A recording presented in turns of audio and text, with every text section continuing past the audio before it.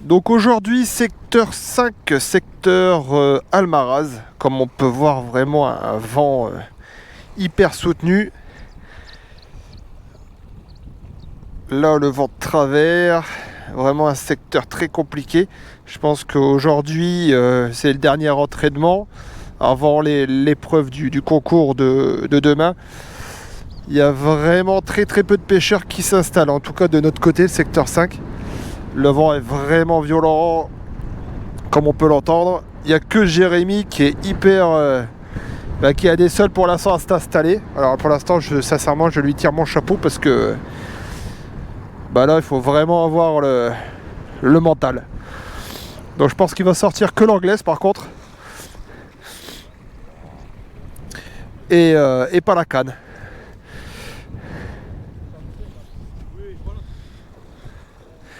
Jérém, un des rares motivés à pêcher aujourd'hui sur le secteur d'Almaraz. T'es chaud mon poulet? T'es chaud? Météo, top. Heureusement que l'eau est à 20 degrés.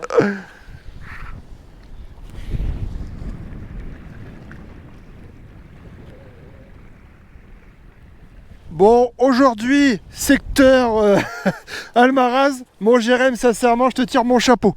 Des conditions de fou. Tout le monde passe, ils vont comme ça. Ça a des rares à s'installer. Tes impressions sur ce secteur, Macaille? Ça décoiffe fort. En tout cas, on rigole bien.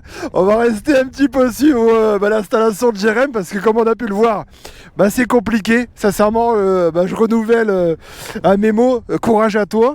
Et aujourd'hui, je pense une pêche uniquement à l'anglaise. Ouais, on va limiter le matériel quand même. Ouais. T'étais parti pour faire une pêche avec les deux, non? Ouais, c'est pas faux. On va se calmer un peu peut-être. Je pense.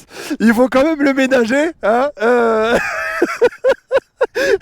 Bon, en tout cas, on va essayer de voir s'il prend quelques poissons. Allez, je te laisse te finir de t'installer, ma boule. Merci. Et encore courage. Ouais, merci. À tout à l'heure. Tu auras une aile, je pense, aujourd'hui. Ça va être compliqué, comme on peut le voir. Des conditions dantesques avec un vent latéral. Sincèrement, je pense qu'au niveau matériel anglaise, ça va être intéressant de voir un petit peu ce que Jérémy va nous sortir. Parce que quand on sait pêcher dans ces conditions, c'est vrai qu'on pêche... on sait pêcher partout. Il va falloir forcément des lignes hyper rigides avec beaucoup de poids sur la ligne. Je pense minimum 15 à 20 grammes. Benoît n'est pas motivé pour pêcher. Il est en train de tenir la caméra, il me fait signe que non. Donc je pense qu'il va se préserver pour l'épreuve de demain, même en tant qu'observateur et entre guillemets, on va dire petit média pour retranscrire cet événement. Je vous assure qu'aujourd'hui c'est pas évident. Voilà, des conditions sur lesquelles aujourd'hui j'ai pas de regret à pas pêcher. D'habitude je demande la canne à Benoît, je suis toujours en train de l'embêter, mais aujourd'hui je pense que ça va pas être le cas. Donc écoutez, on va laisser Jérémy s'installer. J'espère que vous nous entendez bien avec ce vent, c'est pas évident. J'essaye de parler dans le micro de très près. Allez, on le laisse s'installer et puis on peut voir le parcours, le vent latéral, la brume, il y a vraiment toutes les conditions réunies. Donc il y a un secteur ici, le secteur 5, en bas le secteur 4, et de l'autre côté on a le 3 et le 2 qui est beaucoup plus loin au niveau du retour de la conche. Sur ces secteurs d'Almaraz, où il y a, comme on disait, très peu de fond au bord. Donc c'est pour ça qu'on pêche en général à l'anglaise, de manière à prendre quelques poissons et après à attendre que les poissons rentrent sous la canne. Mais aujourd'hui, on ne verra pas beaucoup de pêcheurs à la canne, déjà pas beaucoup de pêcheurs de notre côté. Donc c'est physique, j'espère que Jérémy va réussir à se ménager quand même parce que demain il y a le concours et après c'est l'épreuve. C'est ça qu'il ne faut pas oublier, on est sur... c'est du plaisir avant tout. Allez les amis, merci de me suivre sur la chaîne Seb Pêche Addict. Et j'essaye de faire quelques vidéos tout à l'heure de Jérém s'il arrive à faire quelques poissons. Allez, merci.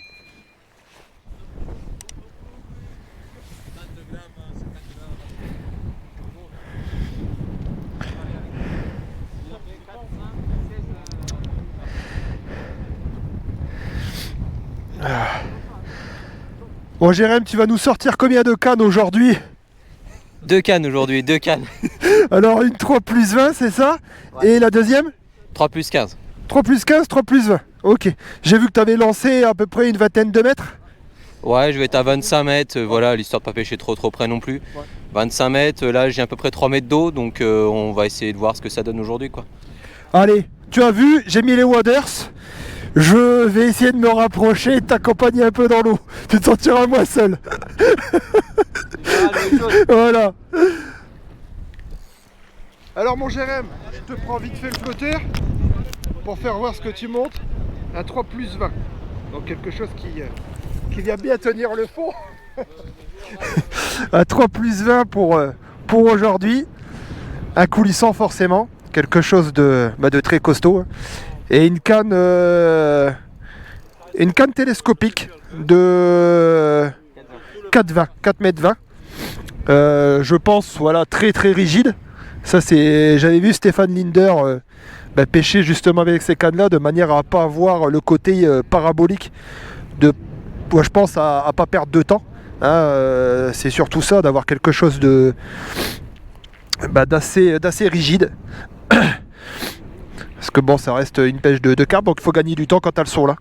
Donc pas une canne qui plie beaucoup pour minimiser les frottements et avoir du rendement, hein. On est toujours en train de parler du rendement pour ces carpes. Donc 3 plus 20 au niveau de cette première canne. Il va finir à l'eau, c'est un fou. Donc là, Benoît est en train de vous montrer le montage de Jérémy pour surtout au niveau d'un repère, je pense, d'amorçage, hein, qui est inversé. C'est un peu la technique que j'avais vue sur Polo Lafont, avec un gros plomb au fond, hein, et qui va pas bouger, surtout dans ces vents hyper forts. C'est ça mon Jérém? C'est dans ce but là. Je pense que tu as sondé avec ton coulissant comme on a pu le voir. Ouais. Et là tu vas mettre cette canne là pour te servir de ton repère. Pourquoi tu ne te sers pas finalement de ton coulissant comme repère? Le coulissant, le problème avec le vent latéral, ouais. Il risque de dériver le temps d'amorcer. Ouais. Là il faut quand même mettre un petit peu d'amorce, un certain tas. Ouais. Donc là c'est l'intérêt justement de ce montage là. Du coup, vu que c'est un montage inversé, en fait on soustrait la bannière au vent. Ouais. La bannière est sur le fond. Donc en fait la bannière n'est pas entraînée par le courant. Et là j'ai quand même 100 grammes au fond. Ouais. Donc logiquement, même avec un vent comme ça, le marqueur devrait tenir la distance. Ouais. D'accord, écoute, je vais te laisser faire et puis je vais te suivre. En tout cas, l'idée est pas mal. J'ai ce système là, mais c'est vrai que je m'en servais pour sonder et je trouvais ça pas terrible au niveau du sondage. Je préfère sonder avec un coulissant effectivement et peut-être se servir de ça comme repère d'amorçage. Ceci dit, je suis pas sûr. Bon allez, je vais essayer d'accompagner le petit Jérémy à l'eau. On peut voir que ça souffle fort, il y a de l'écume. Allez, c'est parti. Je me mouille.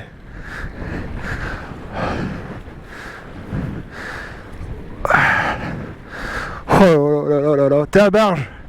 T'es un fou. C'est un fou.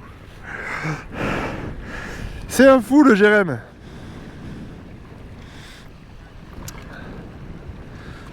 Ah, l'eau est chaude.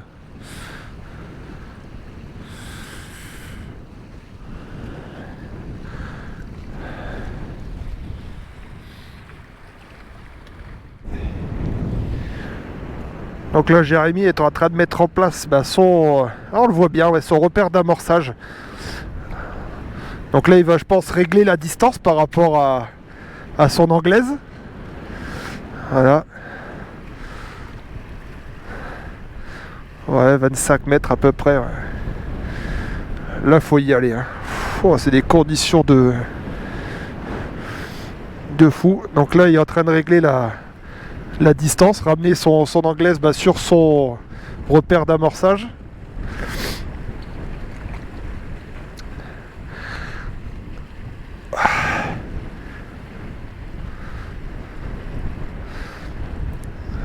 Et c'est vrai que le repère d'amorçage, on le voit pas hein, avec les vagues etc. On voit vraiment un petit bout rouge au loin qui reste fixe, qui dérive pas.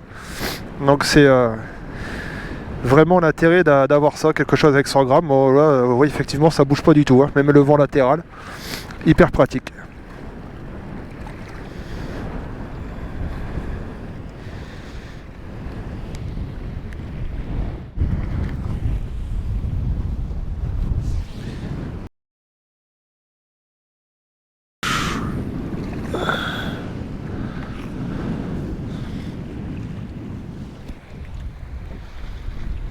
Très bien.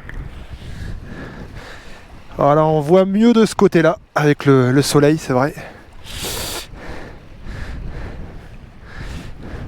Donc bah, j'en profite pour être dans l'eau, hein, pour vous montrer un peu les montages. Donc là, on peut voir ce côté bille. Donc il y a, je regarde le flotteur, c'est un... Voilà, c'est celui d'origine de 3+20. Donc on peut voir un petit un petit stop float qui met juste au-dessus du plomb, de manière à amortir et décaler aussi le flotteur encore plus. Hop, une petite plombée principale avec un petit plomb en dessous, le plomb numéro 6 je suppose, un autre numéro 6 en dessous à 20 cm. Et après, bon, on a les mérillons avec un plomb également. Je pense qu'il va devoir peut-être même descendre un peu les plombées. Un hameçon de 30 cm avec un beau crochet. Donc une masse principale qui se situe à peu près, ouais, je dirais une soixantaine de centimètres, un peu plus 70 au-dessus de l'émérillon. Deux cannes identiques. Alors je connais pas trop par rapport à la marque Sensas, mais bon, je peux vous dire que c'est des marques, c'est une marque, comment dire, c'est des cannes qui sont hyper rigides, hein. C'est des power, comme je disais tout à l'heure, pour chercher la maximum de de puissance. Des flotteurs en 3+15, 3+20 avec plume de pan. Bon, ça c'est les classiques, j'ai envie de dire, sur ces fortes pêches là. Une grosse antenne visible. Ah, il y a quelques pêcheurs qui commencent à se mettre sur le bas du secteur. On essaiera d'aller les voir, je pense que c'est des Espagnols. Je vais essayer de suivre l'amorçage, parce que ça m'intéresse. Allez, je retourne sur la berge et on essaye de suivre l'amorçage. Chaud les amis. Bon là on a Jackie, le petit coach Pourquoi petit? qui s'occupe de l'amorce, hein, de Jérémy. Donc comme je l'ai dit, je pense voilà, une amorce qui va coller forcément que de la terre. Non, la terre, c'est surtout pour l'alourdir. Pour l'alourdir. Pour éviter qu'elle s'envole. Oui, surtout. Ouais. Donc une bonne partie de terre. Ah, tu mets des graviers. D'accord, bah ça je connaissais pas. Voilà.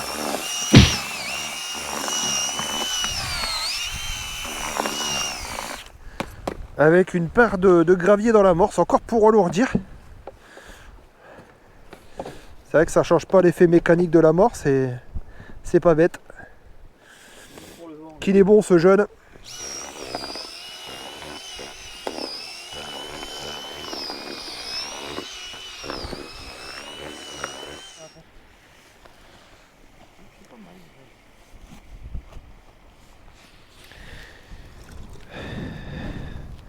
Donc tout est bien organisé. Il prépare l'amorçage du départ. Avec dans l'amorçage à l'anglaise, on a des èches inertes, hein, des asticots morts, blancs.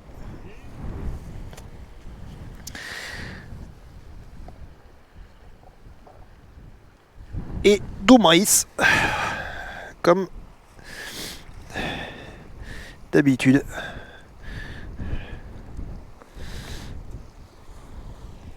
On va préparer les boules et place à l'amorçage.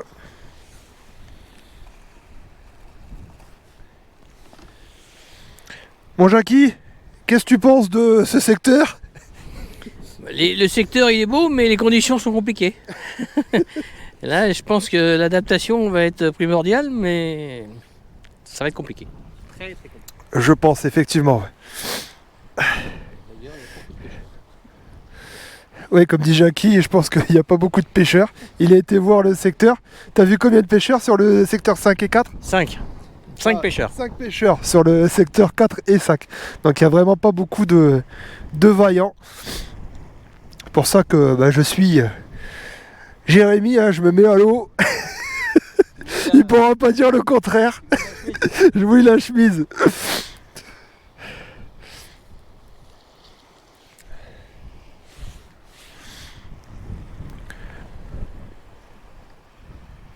Alors petit détail, parce que ça c'est hyper important, comme je suis un peu pêcheur à l'anglaise également, je vois que Jérémy, il fait des boules, je vais y arriver, des boules rondes. On avait tendance à mettre au départ des boules en forme d'ogive, là un peu comme celle-ci, et après on voit qu'il les transforme en faire quelque chose vraiment de qui prenne pas dans le vent, je pense. C'est surtout ça, et de régulier. Donc serrage à une main. C'est des petits détails mais qui font la différence, surtout à l'amorçage. Je pense qu'il va préparer quand même pas mal de boules.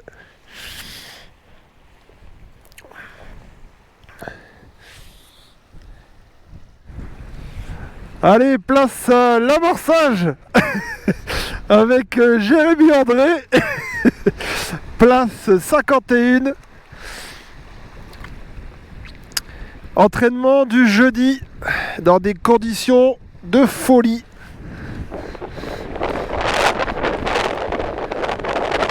Ah, il est à la bonne distance. Allez, c'est les premières.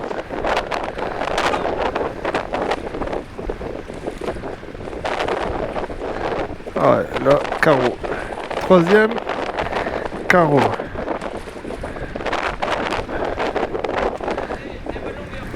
Je sais pas si on voit où ça tombe.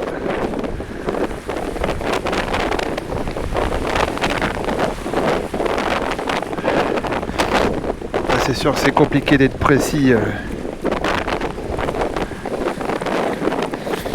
Essayer de me mettre dans son axe. Voir un peu les boules.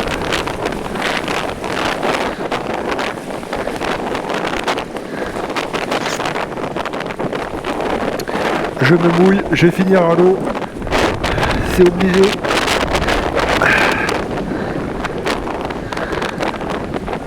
Allez, mon Jérém.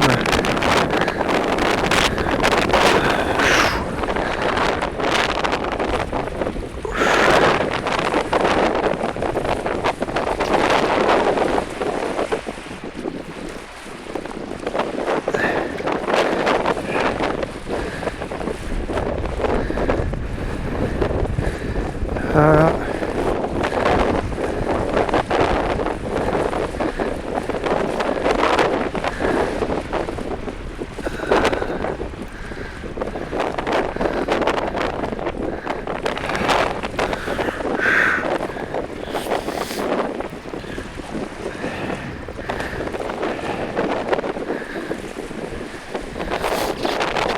C'est quand même assez précis, hein, je peux pas dire. Voilà, là il a trouvé son rythme. Ouais, ça tombe vraiment bien sur le repère.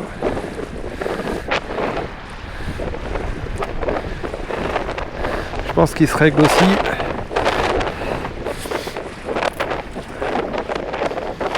Avec le soleil on voit bien, on voit moins bien quand même.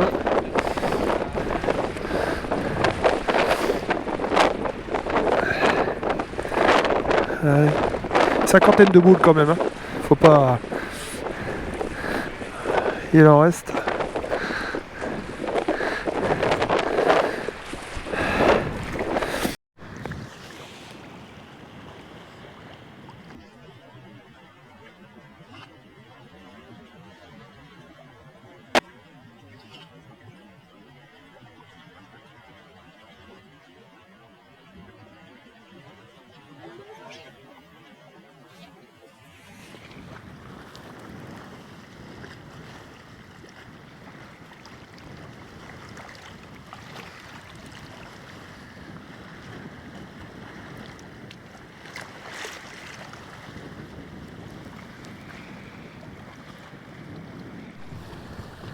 filme un peu les conditions.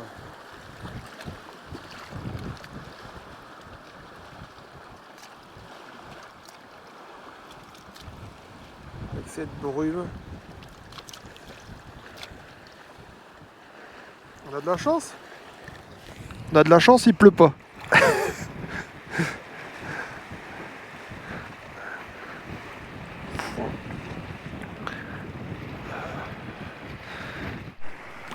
Alors, je me rapproche d'un Espagnol. Courageux. Hola.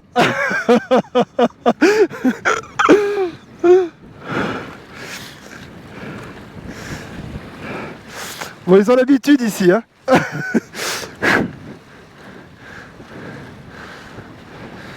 Donc je vois une amorce beaucoup plus jeune, avec du maïs et des asticots forcément. Après, c'est surtout le montage qui m'intéresse. On va le voir.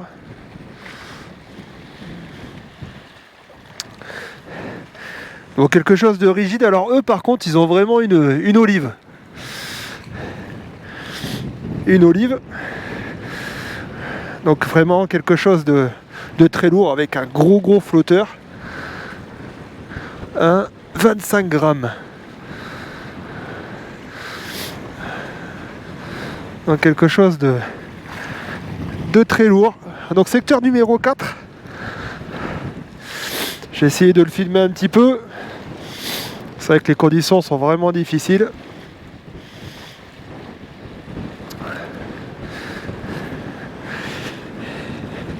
Donc on a ce type de flotteur.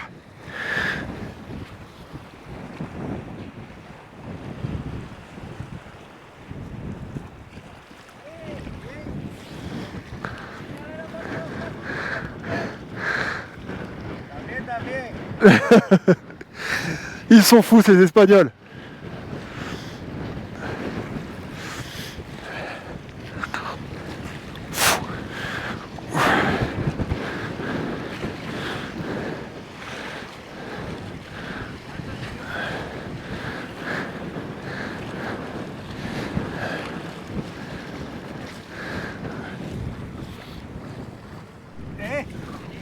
Vraiment une belle touche en relevé que j'ai pu voir. Alors pour vous faire voir, c'est un peu compliqué, hein, mais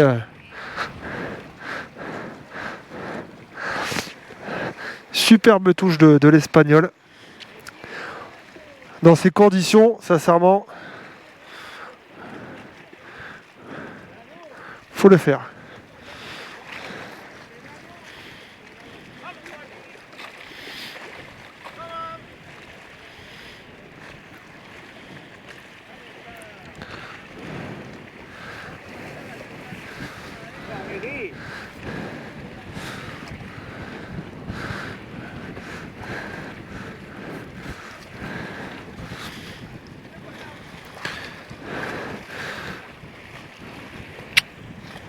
Super poisson. Voilà, dans ces conditions.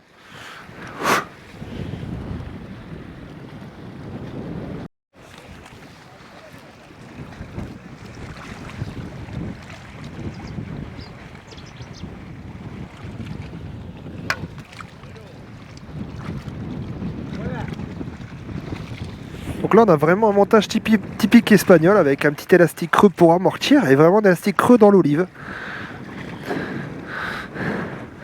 Et le flotteur vient directement coulisser sur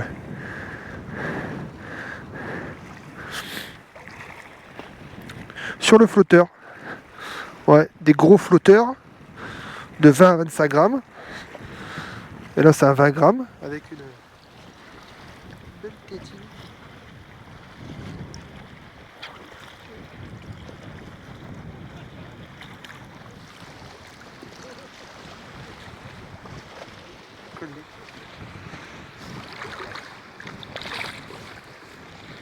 Top.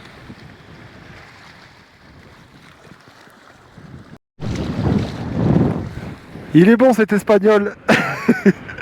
Ouais, ils ont l'habitude, ils sont chez eux, hein. Mais les conditions sont...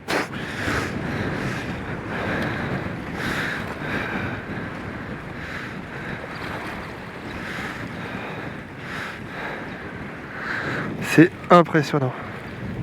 Ces conditions de fou.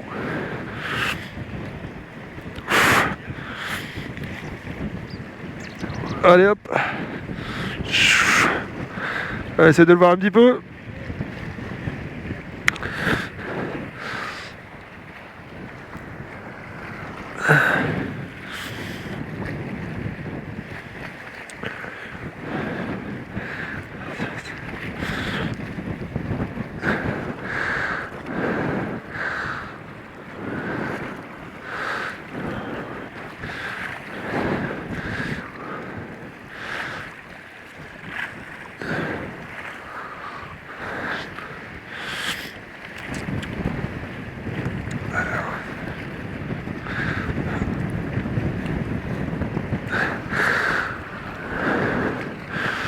Allez.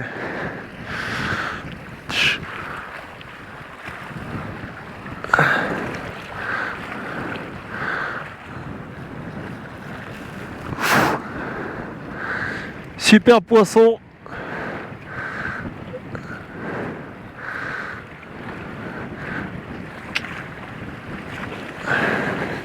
Oh, ça souffle.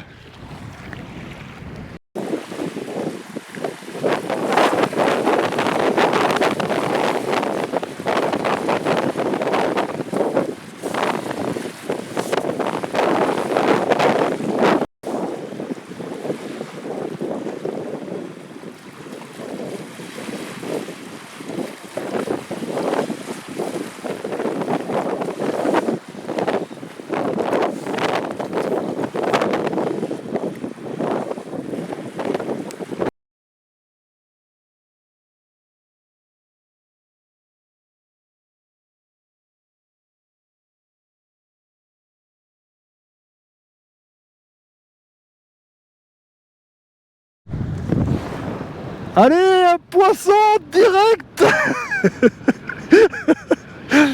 Avec Jérém. Ils se font désirer. Hein. Aujourd'hui, c'est chaud.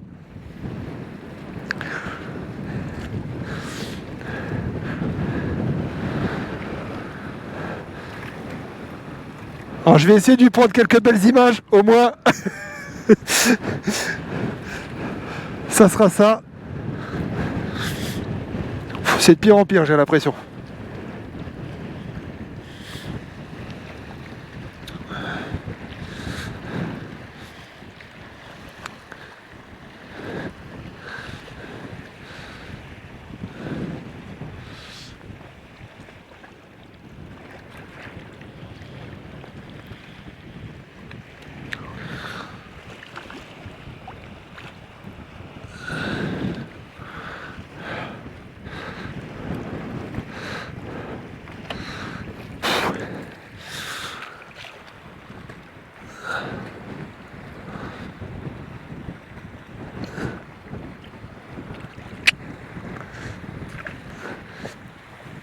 Eh bien, mon Jérém.